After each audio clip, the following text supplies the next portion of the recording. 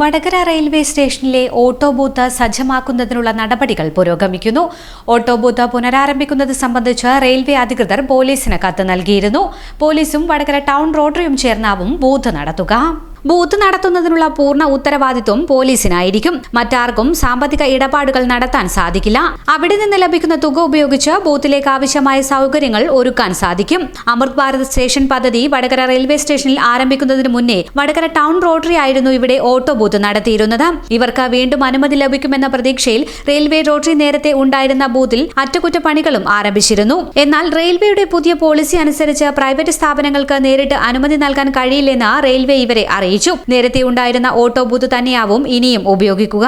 ഇതിന്റെ അറ്റകുറ്റപ്പണികൾ ഏറെക്കുറെ പൂർത്തിയായിട്ടുണ്ട്. നിലവിൽ കൃത്യമായ സംവിധാനമില്ലാതെയാണ് ഓട്ടോകൾ സർവീസ് നടത്തുന്നത്. 300ഓളം ഓട്ടോകൾ കാർഡ് ലൈസൻസ് എടുത്തിട്ടുണ്ടെങ്കിലും എല്ലാ സമയത്തും സ്റ്റേഷനിൽ ഓട്ടോകൾ ലഭ്യമല്ല. ഇതോടെ ചില സമയങ്ങളിൽ യാത്രക്കാർക്ക് ഏറെ പ്രയാസമുണ്ടാകുന്നുണ്ട്. ഇതുപോലെ നല്ല സുന്ദരിയായിരിക്കണം. അപ്പോ കല്യാണ പെണ്ണോ? അത് ചിറ്റപ്പന്റെ ഇഷ്ടം. ഇത് മതിയോ? ചിറ്റപ്പ. പാർക്കോ ഗോൾഡൻ ഡയമണ്ട്സ്.